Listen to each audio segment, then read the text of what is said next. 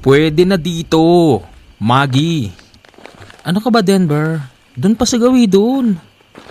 Para ka namang atat na atat eh. Siyempre, tagal na kaya. Tsaka Denver, naalala ko yung kwento ni Inang. Yan tayo eh. Masyado kang nagpapaniwala sa mga kwentong probinsya. Tandaan mo, Maggie, laking Maynila tayo. Kaya hindi tayo pwedeng maniwala sa sinasabi ng mga matatanda rito sa probinsya. Paano kung totoo? Maggie, kasama mo ko. Para saan pa tong dala kong bala? At ibabaon ko sa ulo nila. Kung sakaling totoo man yun, di ba? Ay nako, Denver, puro kakayabangan. Hindi yabang to, Maggie. Nagsasabi ako ng totoo. Ano ba naman kasing klaseng lugar to? Sobrang liblib. Wala man lang makita kahit na isang sirang kubo dyan para mapag-check-inan. Napaka-cheap. Doon na lang sa gawi doon. Okay. Teka, ano yun? Ibon lang yun. Hayaan mo yun, Maggie. Hindi. Hindi ibon yun, Denver. Ibon nga lang yun. Oh, kita mo. Wala na. Gusto lang mang boso sa atin nung ibon. O ayun, may maisan. At may kubo rin. Sakto. Sige, tara. Sa gitna ng maisan na merong kubo, gustong maglabing-labing ng magkasintahang Denver at Maggie. At nang gagawin na nilang dalawa ang masama nilang plano, bigla silang napatigil dahil sa kakaibang angil. Oh, Denver, may tao. Walang tao. Ano ka ba? Hindi, may umaangil eh. Baka naman asong napadaan lang yun na nagugutom at naghahanap ng pagkain. Hindi, wag mo na. Ano ba, Maggie? Kakainis ka naman eh. Denver, tignan mo yun. Ha? Teka, aso? Ang laki namang aso niyan. Naglalaway. Mula sa pagiging aso, naging itsura itong tao. Gulat na gulat ang magkasintahan nang bigla itong sumampa sa bintana ng kubo. Magandang gabi ho. Pasensya na ho kayo kung naabala ho namin kayo. Kubo niyo ho ba to? Pasensya na po. Anong pasensya? Walang pasensya sa akin. Mga tampalasan. At nagawa niyo pa talagang maglandian dito sa aking pag-aari. Ho? Pag-aari? Sa inyo ho ito? Nako, pasensya na ho talaga. Maggie, halika na. Ano sa palagay niyo? Pababayaan ko kayong umalis dito? Mga taga-Maynila. Taga-Maynilang walang respeto sa mga probinsyano. Anong gagawin niyo? Yung nakita nyo kanina ay isa pa lamang sa anyo ko. Ngayon, makikita nyo ang panghuli.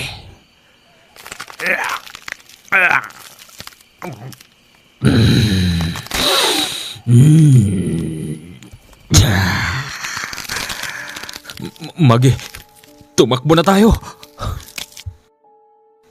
Mabilis tumakbo ang magkasintahan papalayo sa kubo, pero hinabol pa rin sila ng nilalang. Una silang inabutan nito papalabas ng maisan. Nadampot nito si Maggie at pilit na ipinasok sa maisan. Habang si Denver niligtas na lang ang sarili. Kahit kasi manglaban siya sa nilalang, alam niyang mamamatay siya roon. Kahit gaano kabilis ang pagtakbo ni Denver sa loob ng kakahuyan, dinig niya ang malakas na pagaspas hanggang sa hinarang siya nito sa daraanan. Sino ba kayo? Ano bang kailangan niyo sa amin? Nasaan si Maggie? Maggie? Wala na. Pinapak ko na. Ikaw naman ang kasunod. Akala mo natatakot ako sa'yo? May baril ako rito. Sige, tignan natin. Pinutakan niya ng maraming beses ang nilalang, pero hindi man lang yon natinag. Nang maubos yung bala, binato niya sa nilalang yung baril. Hindi pa rin yon natinag. Sinubukan muli ni Denver makatakas, pero mabilis siya nitong nakorner. Sinandal siya nito sa isang matabang puno at winasak ang kanyang dibdib.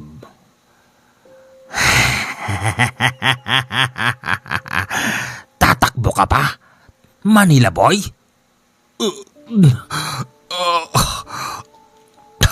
Parang awa mo na. Wag. Anong wag? Anong wag?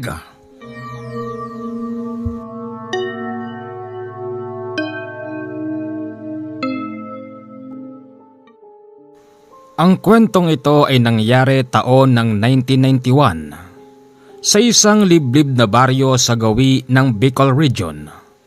Hindi na lang natin papangalanan. Ito ay pinagsama-samang kwento ng nasa kwento o ng mga taong may karanasan. Pakinggan natin hanggang dulo at huwag kalimutan na mag-like at mag-comment na rin ng hi o kaya naman hello, Commander. Mabasa ko lang ang inyong mga komento, masaya na po ako. Ngayon, simulan na natin. Tay, sigurado ba talaga kayong papatulan nyo yung inaalok sa inyong trabaho sa Maisan? Alalahanin nyo, matanda na kayo. Di nyo na kailangan magtrabaho para sa amin. Bakit ba? Ha, Jano? Ayoko ngang nakabagak lang dito sa bahay. Tsaka isa pa, kayo na rin ang nagsabi, matanda na ako. Aba, hindi ako pwedeng pahiga-higa lang dito. At isa pa, kasama ko naman ang apo ko. Hindi ba po? Opo naman, Lolo. Kung nasan kayo, doon din ako. Sarap na tong luto ni nanay ah. Ang sinasabi ko lang ho kasi, Itay, baka mamaya mapano kay Ron. Hindi mangyayari yon, Jano. Maniwala ka sa akin. At kapag nararamdaman ko ng malapit ng matapos ang aking takbuhin, magpapawi ako rito. Bibit-bitin ako ng apo ko. Hindi ba, Apo? Lolo naman natitigilan tuloy ako kumain dyan sa sinasabi nyo eh. Tignan nyo, pati yung apo nyo nabubulol na. Paano naman kasi, Itay, itong si Lolo kung ano-ano sinasabi. Siya nga pala, Jano, mamaya kaming hapon na alis ng anak mo. Siguro bukas na kami makakarating doon. Agad-agad? Oo. Nagbigay na nga ng advance na bayad sa akin yung may-ari para siguradong hindi na kami atras. Opo, nakagayak na ba yung mga damit mo? Opo naman, Lolo, ready na. Pinlansya ko pa talaga. Pagtapos nilang kumain, sinundo na sila ng isang lalaking tatawagin nating si Boss Pilak. Boss Pilak, magandang hapon. Akala ko mamaya nyo pa susunduin si tatay.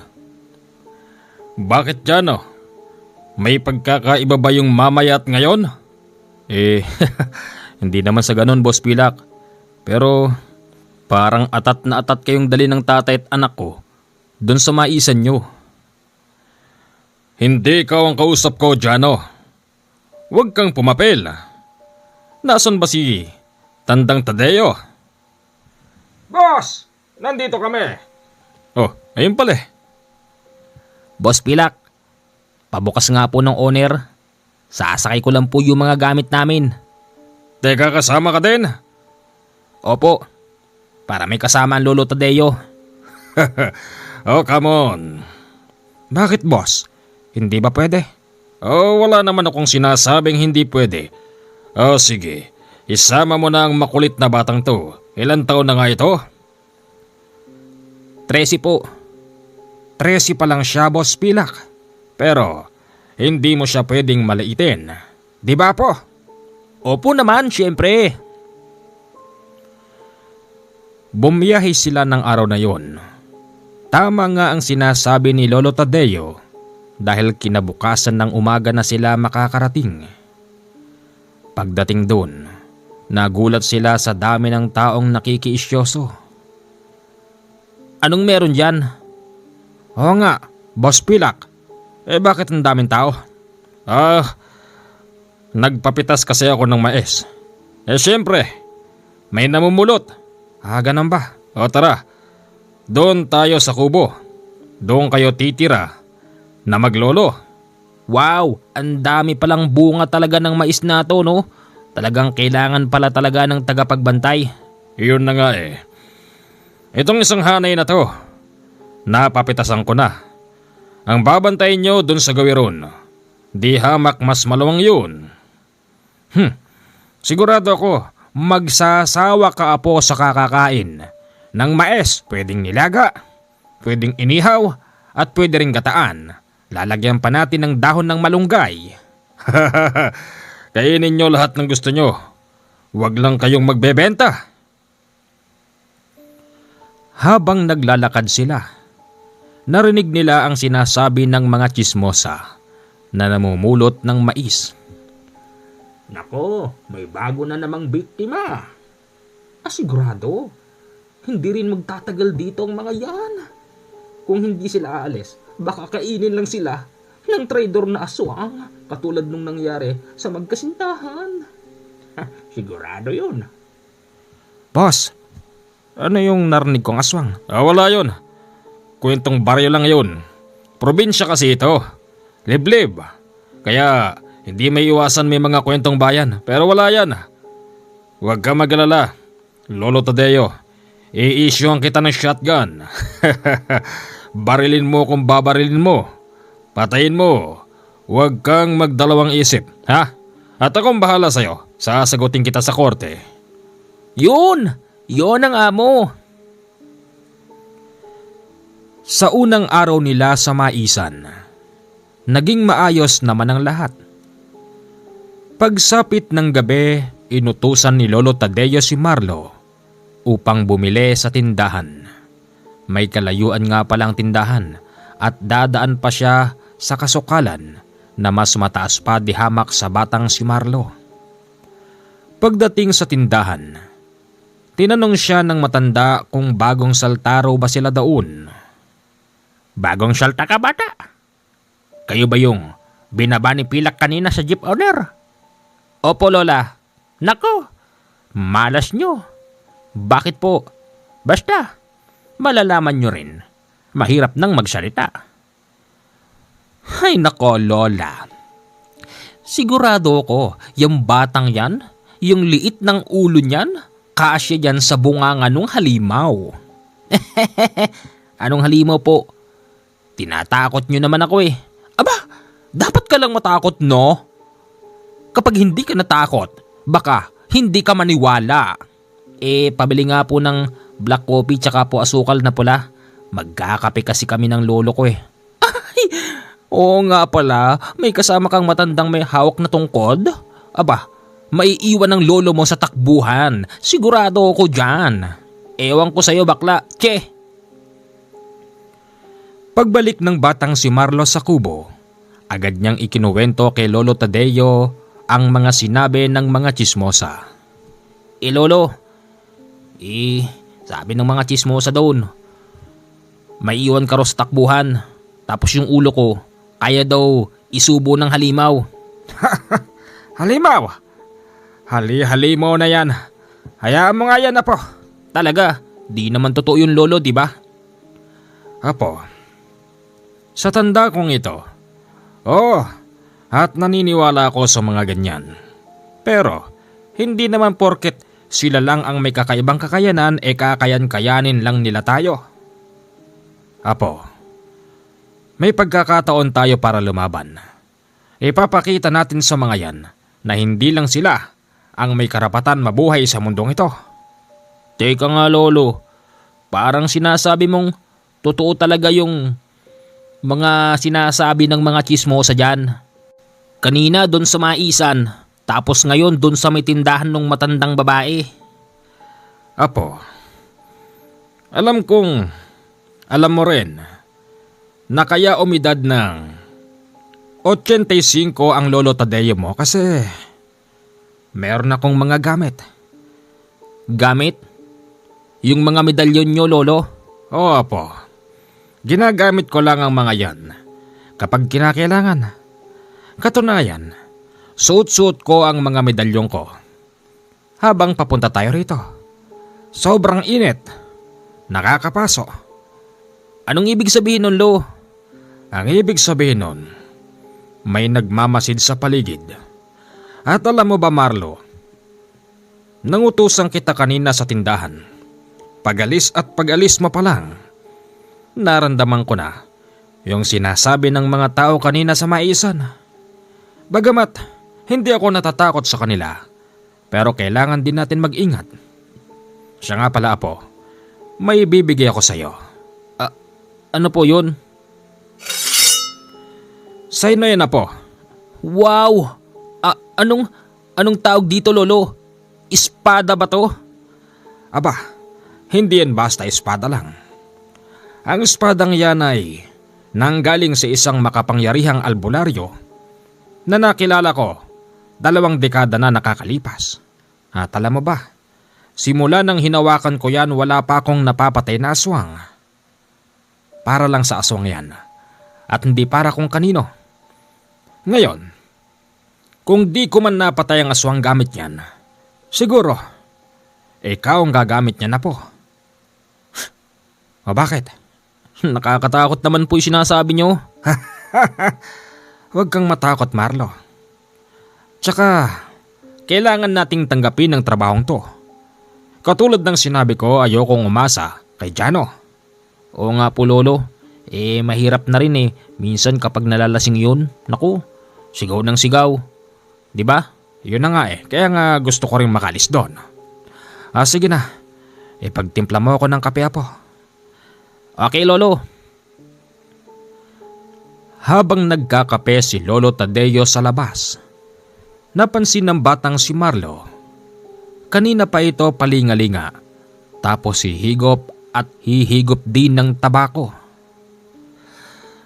Ay nako, basal na gabi ito. Pero bakit ganito? Lolo, bakit? Kasi, Apo, kanina ko pa nararamdaman na para bang may gustong makipagkaibigan. Makipagkaibigan? Oo, nararamdaman ko dahil alam nilang bagong mukha tayo rito. Gusto nilang makipagkaibigan. Nasan ba yun, Lolo? Oh, nararamdaman mo yun? Hala, oo nga no, parang may tumalon sa puno ang bilis. Yun ang sinasabi ko sa'yo, Apo. Siya nga pala, yung binigay ko sa iyong espada, kunin mo. Ito nga po, Lolo, sa likod ko. Magaling. Yan ang gusto ko. Handang-handa ka sa laban. Lolo, aminin nyo nga sa akin. Pumunta ba tayo rito para magbantay ng maisan o para makidigma dyan sa mga sinasabi nyong aswang? Kumporme sa sitwasyon. Ngayon na po, kung ipag-aadya ng panahon, bakit hindi? Apo, alam kong bata ka pa pero alam kong matigas na mga buto mo at aminin mo man o hindi. Noong araw, alam kong pinapakialaman mo ang mga gamit ko. Paano nyo po nalaman, Lolo? Aba, di sinasabi sa akin nung gabay ko. Ang sabi niya, hinawakan mo daw ang aking Antigo de San Benito. Ayun. Antigo de San Benito pala tawag dun sa medalyon na yun?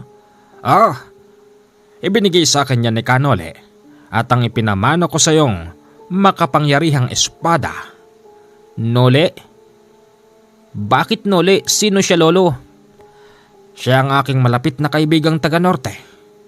Marami akong nakuhang gamit sa kanya. Pero lahat ng yan, binigay niya naman sa akin ng bukal sa kanyang kalooban. Kaya ngayon, masusubok na natin lahat ng yan. Lolo, may dumarating. Magandang gabi ho. Magandang gabi. May paglilingkod ho ba kami sa inyo? Pasensya na po sa abala. Gusto ko lang makilala ang bagong salta rito sa amin. Sino ho ba kayo? Para lang ho sa inyong kaalaman. Ako ho ang kapitan dito. Ganun ba? Kinagagalak ko ho kayong makilala Kapitan. Kapitan Balderrama. Alam niyo ho kasi, nung mga nakaraan, may mga pangyayaring hindi maipaliwanag dito sa loob ng maisan. Gusto ko lang kayo bigyan ng babala. Gusto ko sanang sabihin sa inyo na hanggat maaga, pwede na kayo magbalot-balot. Magbalot-balot? At bakit naman? Tungkol ba ron sa sinasabi ng mga tsismoso dyan sa labas? Ito naman po ay isa lamang babala. Nasa sa inyo pa rin kung kayo'y maniniwala o hindi. Pero huwag niyo sabihin na ako'y nagkulang. Salamat ho kung ganon. Sige ho, hindi na rin ho kami magtatagal. Roronda pa kami ng mga bantay bayan. Ayaw na naming maulit ang nangyari. Sige ho, Kapitan. Mag-iingat ho kayo. Kayo rin. Lalo ka na, bata. Kapitan, nakita niyo po itong hawak ko? Sigurado ako, magiging bopis sa akin yung aswang na yon. Nakatulog naman ng maayos ang maglolo. Wala namang naging problema sa gabing iyon. Kinabukasan, nag-ikot-ikot ang batang si Marlo. Bit-bit ang regalo ng kanyang lolo. May mga nakikita siyang tao na namumulot ng mais. Hindi niya pinapansin ang mga yun kasi nga napitasan na ang bahagi na yun. Nakita na naman nito yung bakla at may kasama itong isang lalaki at naglalampungan sila sa gilid ng maisan. Joe, tignan mo, yung batang dayo buhay pa rin. Ay bata, halika nga rito. Bakit anong kailangan niyo sa akin? Basta, lumapit ka rito. Lumapit naman si Marlo sa dalawa at katulad ng dati, binibigyan sila ng babala. Alam niyo kayong dalawang naglalampungan dyan, mamulot na lang kayo ng mais para meron kayong makain. Isa pa, wag niyo nga ako matakot-takot. Nakikita niyo tong dala ko? Gagawin kong bopis yung sinasabi niyo. At isa pa, kung totoo din yung sinasabi niyo, di dapat umalis na kayo sa baryong to dahil sa takot. Bakit kami alis dito bata? Dito kami lumaki. Yung nanggugulong aswang dito sa maisan, siya ang umalis. Di ba, Bebe Labs? Siya nga naman. Sige na. Pagpatuloy nyo na yung paglalampungan yung dalawa. Marami pa akong papasyalan Siya nga pala bata. Huwag kang gagawi dyan. Bakit? Basta huwag kang gagawi sa gawi dyan. Okay? Makulit ang batang si Marlo. Pinuntahan niya pa rin ang itinuturo nung lalaki. Yung gawi pala na yun, merong isang napakalawak na hukay na kung tutuusin kasing luwang ng 100 metro na bahay. Ano to? Tapunan ng mga busal ng mais? May kakaibang amoy. Pero hindi naman gumagawi dun yung amoy. Sasabihin ko to kay Lolo Tadeo. Nagsumbong nga ang bata at mabilis yun pinuntahan ni Lolo Tadeo. Pagdating doon, ang sabi ng matanda, isa nga itong tambakan ng mga busal ng mais. Pero may kakaibang amoy na para bang tinatakpan ng amoy ng usok. Lolo, Di kaya may taong nakalibing dyan? Kung meron man apo, huhukayin natin at sasabihin natin sa Kapitan Valderrama. Nagtungo sila noon kay Kapitan. Kaya lang tinawanan lang sila nito. Kapitan, talagang may kakaibang amoy doon. Baka naman pwedeng i-check natin. Baka mamaya ginawang tapunan pala ng... Oo, tama ka. Tapunan yun. Tapunan ng mga busal ng mais. Hindi ba nasabi sa iyo ni Boss Pilak? Ang alin? Na kapag dumadalaw siya rito noon, tinatapon nila dyan yung dugo ng kalabaw, baka, kambing at baboy. Ha? Oo. Kasi madalas silang nagpapat session dyan ng mga kapwa niya adik. Ganun ba? Ito pa palang nakalimutan kong sabihin sa iyo kagabi. Yang Boss Pilak mo, lubhang napakadelikado ng tao na yan.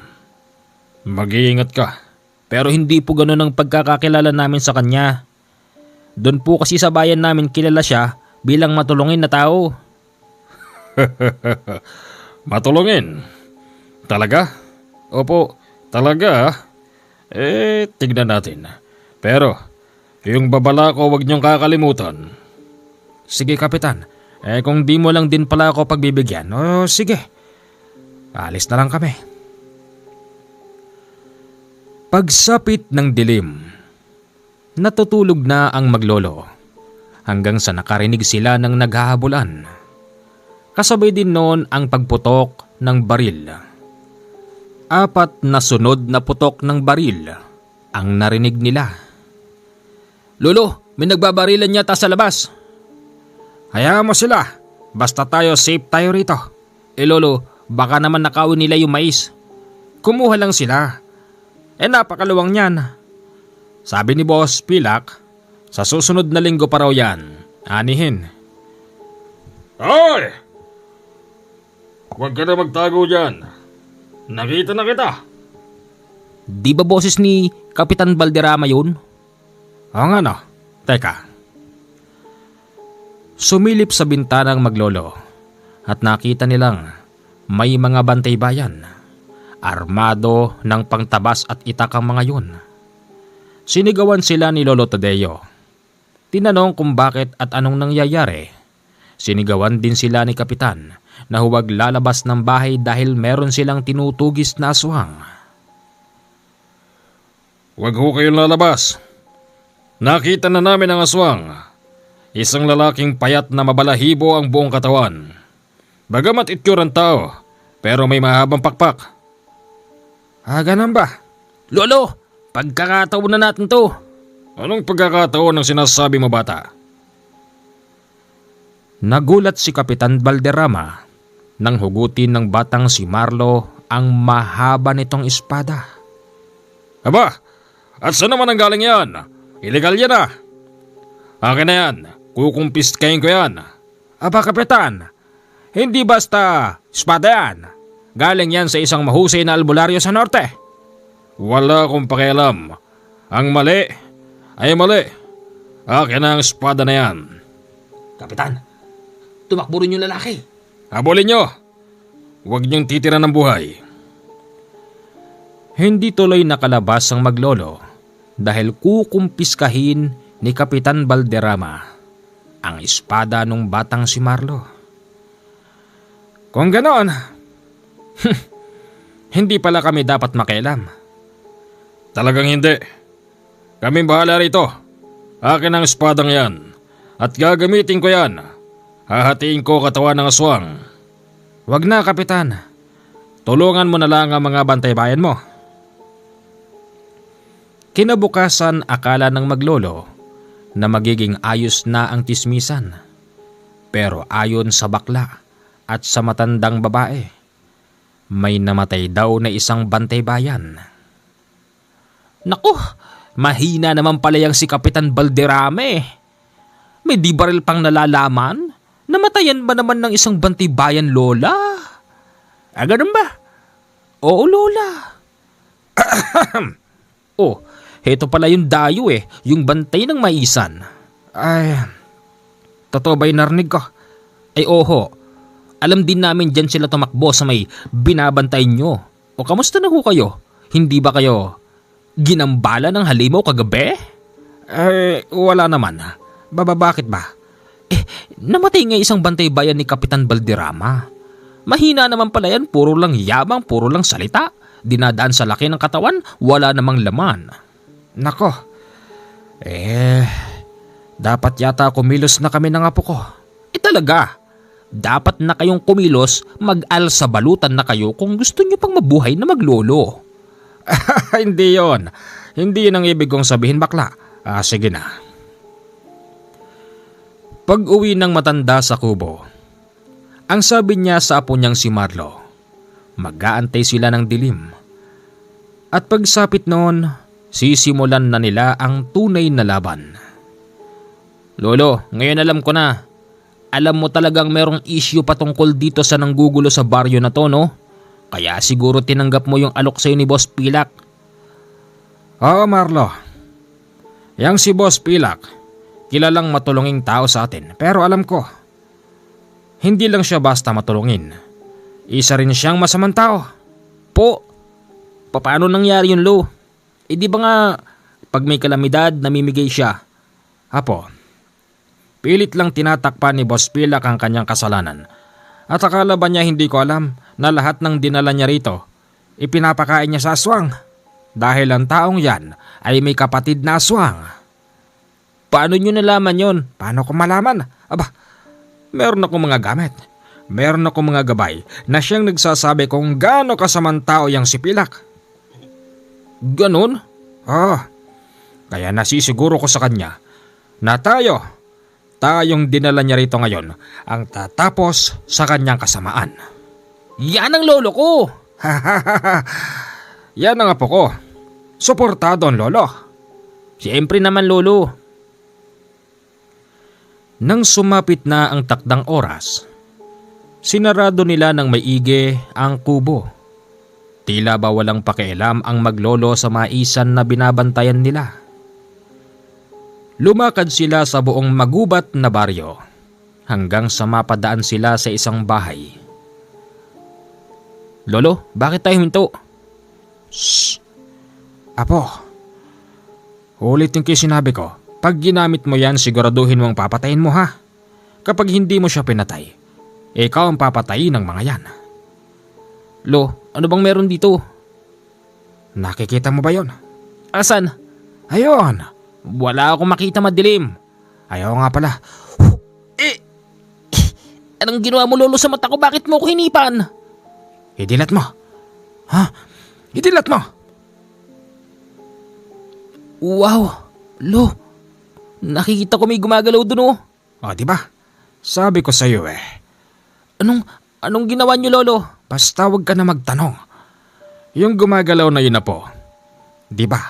Tumutuloy siya sa matabang sanga papunta ron sa ilalim sa ibabaw ng kubo.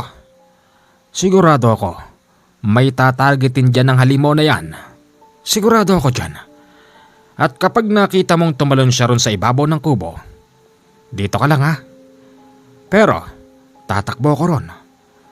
Pag nakita mong naglaban na kami ng halimaw at tumalon, habulin mo.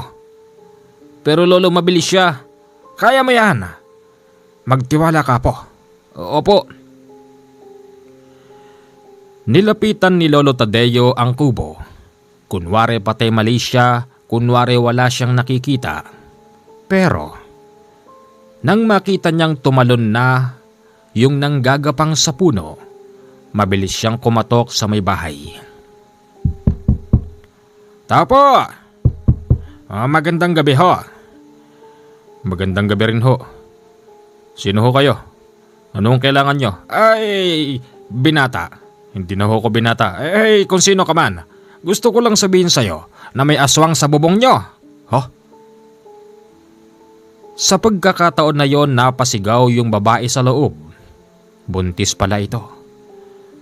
Humahaba pala yung dila ng nasa bubong. Tapos pumupunta yon sa malaking tiyan ng babae. Mabilis ding pumasok si Lolo Tadeo. Hawak ang maliit nitong punyal. Hinati niya yung mahabang dila ng aswang. Yung lalaki naman may hawak na asin. Naghagis ito sa bubong, kaya't dinig niya ang malakas na angil. Tumalon yon sa lupa, at doon naman ngayon umaksyon ng batang si Marlo, nang dahil na rin sa utos ng lolo. "Lolo, hahabulin ko yon!" Sige! Habulin mo, Apo! "Sino ba yung bata na yon? Apo ko yan! Hindi nagtagal. Isang napakalakas na angil ang bumulaslas. Ano yung angil na yun? Yun ho ba'y halimaw? Oh, ibig sabihin noon na yari na siya ng apo kong si Marlo. Sigurado ako doon. Bumalik ang batang si Marlo. Ang buong damit nito ay duguan. Maging ang ulo nito ay naliligo sa dugo. Anong nangyari sa batang to? Bakit puro dugo siya?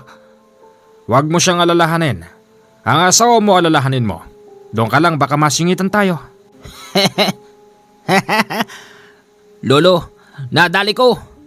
Totoo ba? Opo, andun oh. Tara, tignan natin. Pinuntahan nila ang gawin na yon. Nakita nilang nagkalat ang dugo. Hating katawan ng aswang ang inabutan nila sa tabi ng puno. Ngayon, matatapos na rin ang problema ng baryong to. Sabi ko si Lolo, kayang-kaya ko yun eh. Pero hindi pa natutupad yung pangarap ko dahil gagawin ko siyang bopis. Wag na, po. Hindi na mabubuhay yan. Tara na, umuwi na tayo. Kinabukasan agad na sumabog ang balitang. May taong natagpuan at hati raw ang katawan. Tao po. Ako ho ito si Kapitan Balderrama. Kapitan. Magandang umaga. Kapit tayo. Hindi na ho. Kaya ho ako napatungo rito. Dahil may witness na nagtuturo sa inyong maglolo na kayo raw ang pumatay doon sa natagpo ang lalaking hati ang katawan. Oo, Kapitan. Ako may gawa nun eh. Kapitan naman, aswang yon. At alam yon ng may bahay malapit doon. Bakit ba? Anong ibig mong sabihin? Huhulihin mo kami? Ikukulong mo kami? Hindi naman ho sa ganon. Ang totoo niyan, gusto ko pa kayong bigyan ng parangal. In public. Parangal? In public? Nako, hindi namin kailangan yan. Sige na. Minsan lang ito mangyari. Pumayag naman ng maglolo sa gusto ni Kapitan Balderrama. Pero dahil nga in public, maraming nakakita. Pagsapit ng dilim, patulog na ang maglolo nang bigla silang makarinig ng angil ng alulong at pagaspas. Lolo, ano yun? May mga umaangil. May pagaspas. Lo, kakatakot. Natahimik noon si Lolo Tadeo. Iniisip niyang hindi lang pala iisa ang aswang. Marami pala sila. At sa gabing yon, napansin ng batang si Marlo na tila ba natataranta ang matandang Tadeo. Hawak ang isang garapon na asin. Naglagay siya sa bunbunan. Naglagay sa magkabilang bulsa. Tapos, maging ang medalyon nito, mayat maya niya hinihipan. Lolo, bakit parang natataranta ka? Apo, marami sila. Marami sila, Apo. Lolo, ako rin eh. Natatakot ako. Hindi tayo papayag. Sana may dumating na tulong. Sana dumating si Kapitan. Sana talaga. Sana nga, Lolo. May tao po. Baka sila Kapitan yan. Sino yan? Sinabi ng sino yan eh. Aba, kung hindi ko si Kapitan Balderrama, sino ka? Hindi tao mga ito, Apo. Sigurado ako. Nawala rin yung angil. Yung pagaspas. Lolo, Sila kaya yung...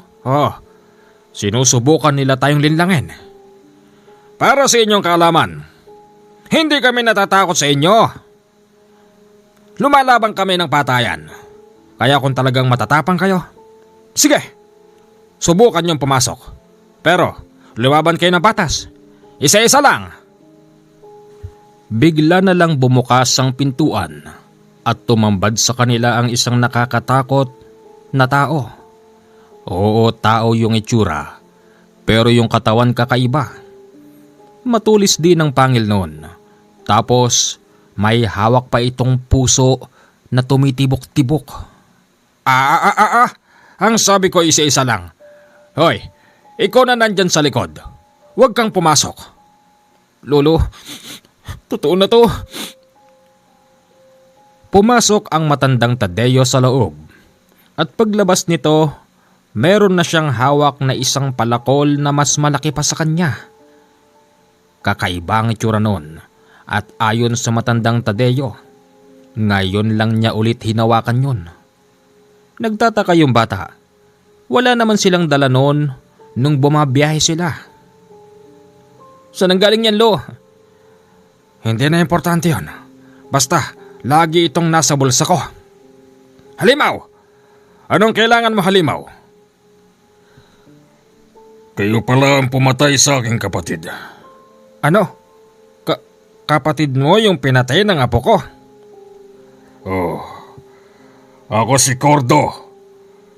Kami ang hari dito. Ayun! Puro kayo ganyan. Kayo ang hari. Kayo ko'y natatakutan. Bakit? Kayo lang ba nabubuhay dito? Alam mo, meron akong sinusunod na patakaran. Kung sino ang may sala, siya lang din ang dapat pagbayarin. Anong ibig mo sabihin? Ikaw na batang paslit. Halika rito.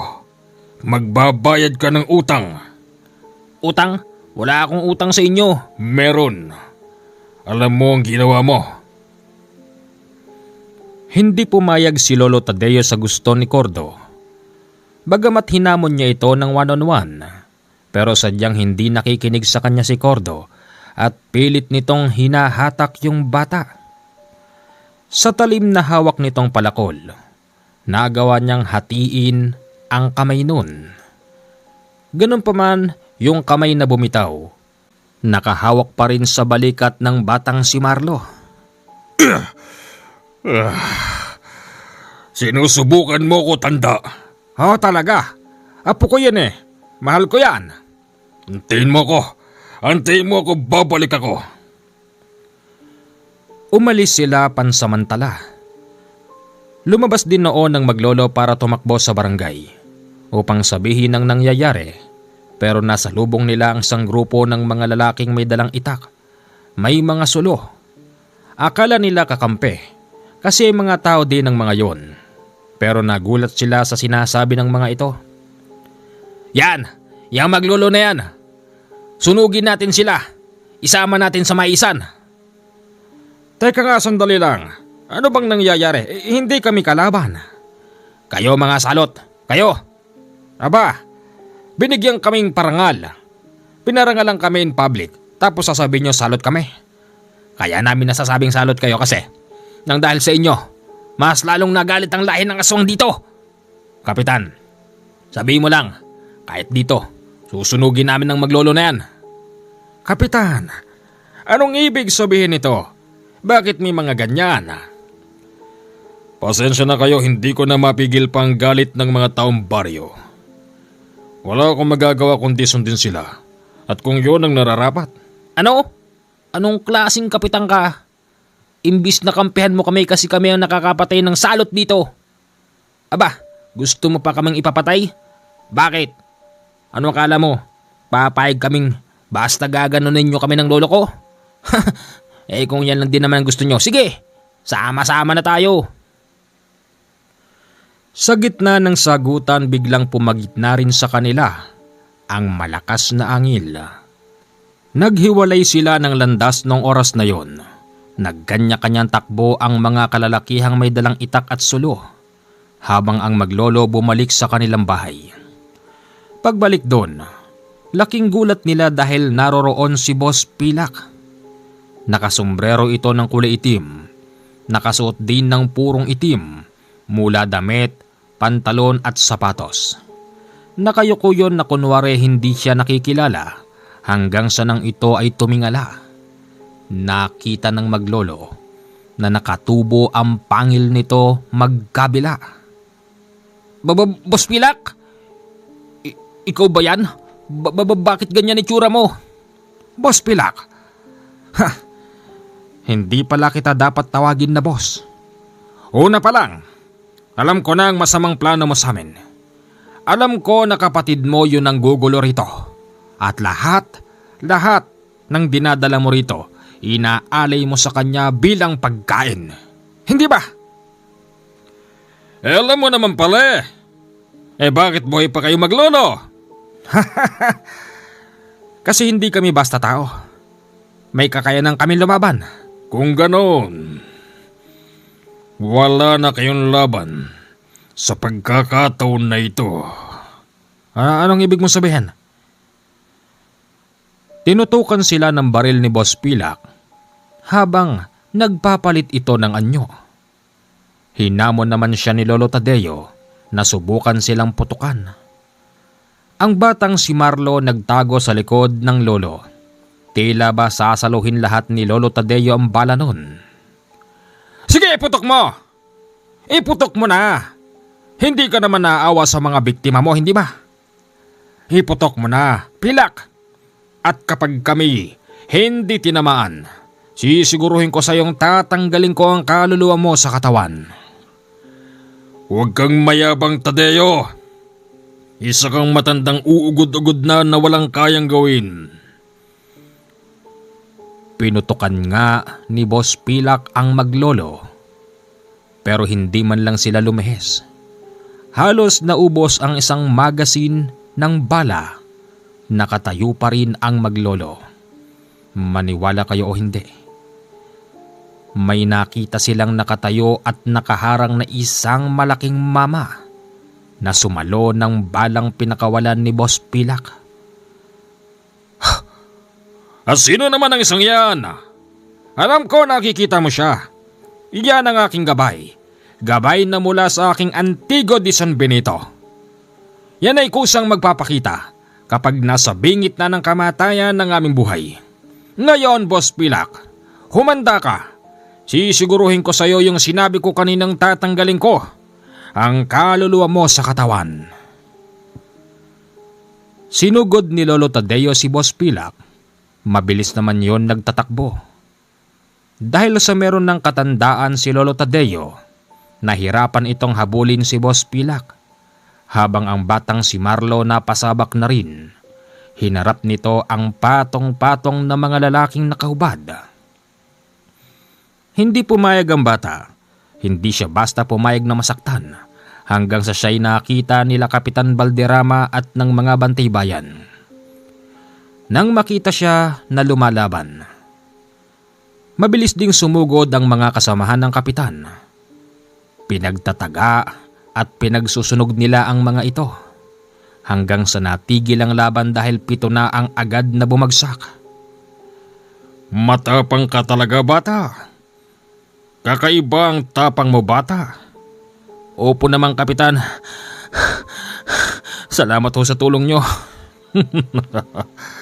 O tara, hanapin natin ang lolo mo. Opo. Pumunta sila kung saan gumawi ang Lolo Tadeo. Pagdating doon, nakita nilang sakal-sakal ni Boss Pilak, ang lolo. Akala mo siguro, porkit meron kang gabay, kakayanin mo na ako, tanda. Bitiwan mo siya, Boss Pilak. Pilak, ako ito, si Kapitan Balderrama. Noon pa kita pinagsasabihan na huwag ka nang umuwi rito sa bayan namin dahil papatayin kita. Ngayon nagkaharap na tayong muli. Sisiguruhin ko sa iyo yan. Pilak! Bitiwan mo ko. Hayop ka! Napakasama mo! Masama na kung masama, pero talagang ganun. Wala akong magagawa. Bugso ng kalamnan at gutom, kailangan naming kumain. Sadyang napakalakas pala talaga nun. Pinagtulong-tulungan nila ito pero hindi man lang tumatalab ang gamit nila. Ultimong ang palakol ng matandang Tadeo, hindi iniinda. Ang batang si Marlo ilang beses na tumilapon. Sila kapitan at ang mga bantay bayan sugatan na. Tinatawanan lang sila nito at sinasabing mas lalo raw siyang lumalakas kapag meron siyang malakas na kalaban. Naghahamon pa ito at pilit na pinapatayo ang matanda.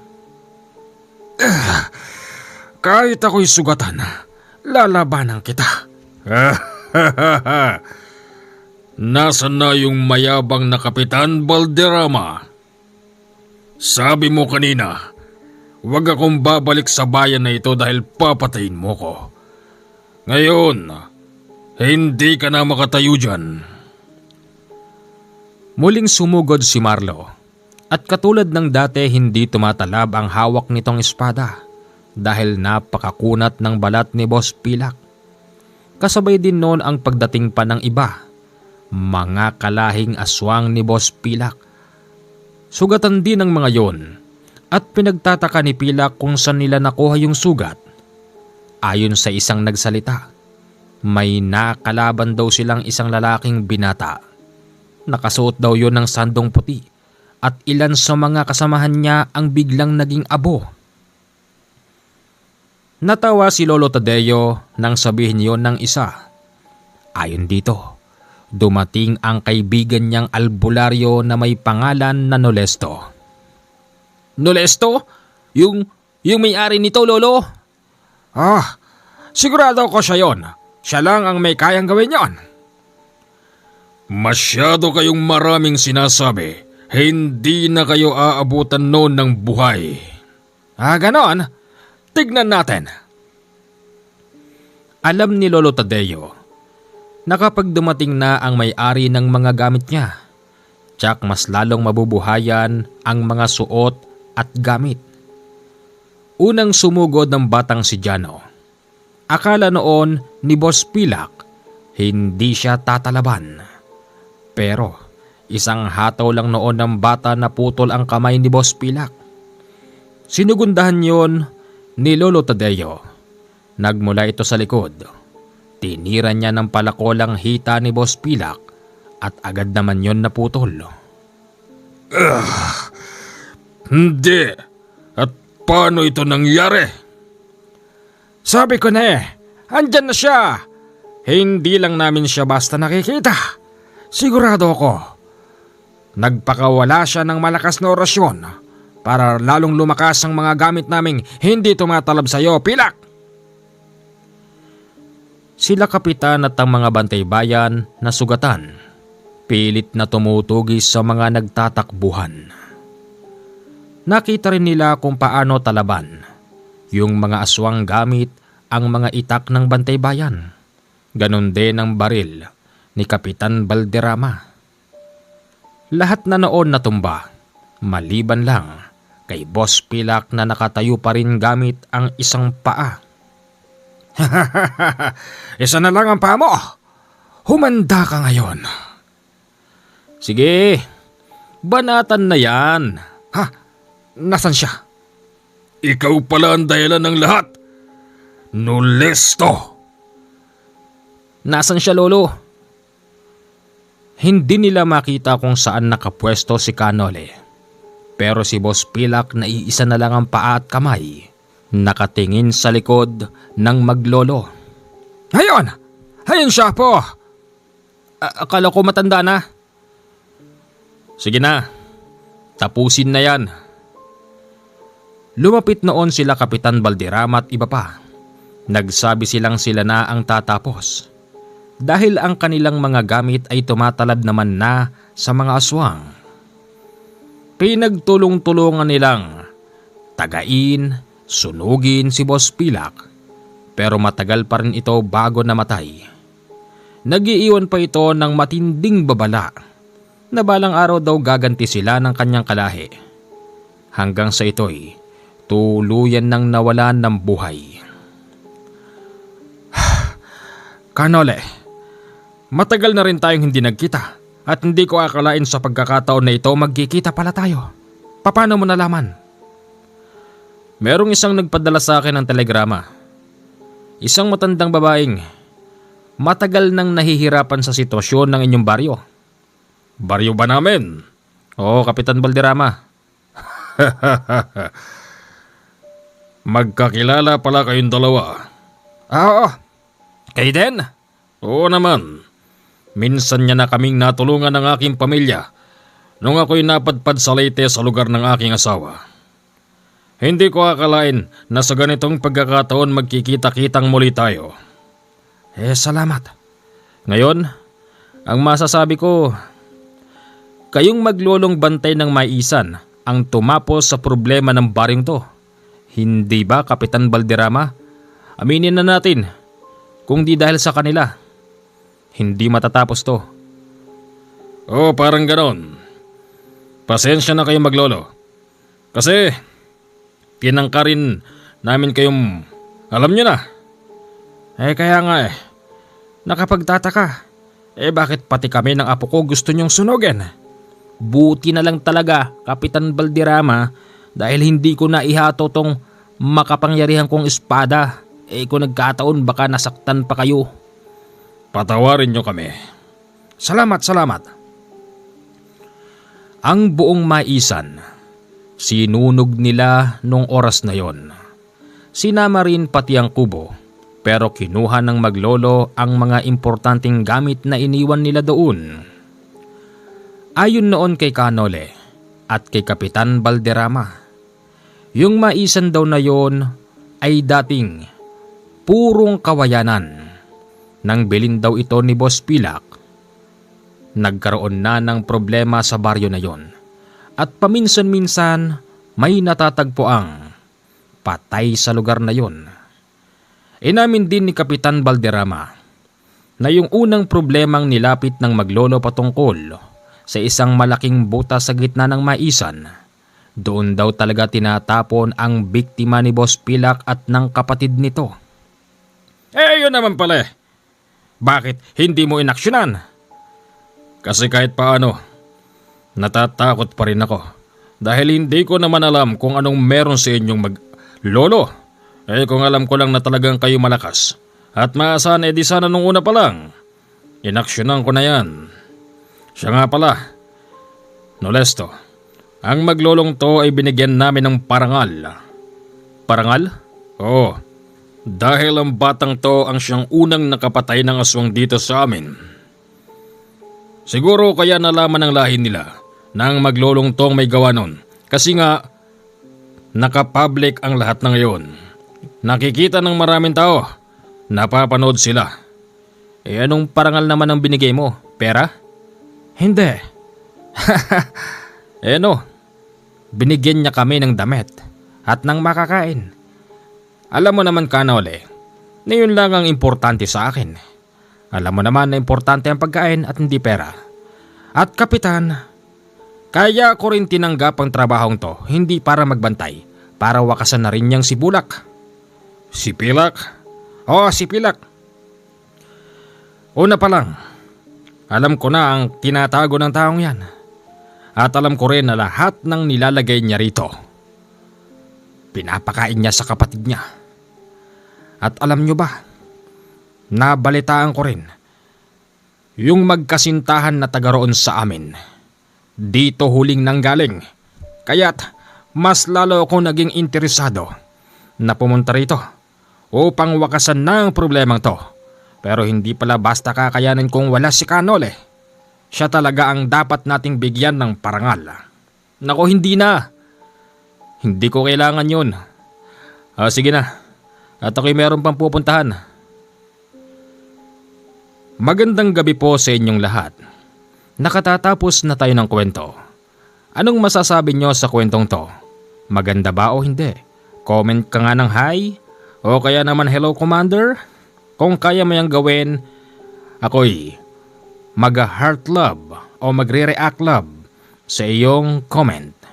0948-5230-887. Yan po ang aking Viber at WhatsApp account. Sa mga nagte-text, hindi ko po kayo ma-replyan dahil wala po akong load. Pero kung kukontak po kayo sa aking Viber at WhatsApp, mabilis po ako makakapag-reply. Salamat po at magandang gabi.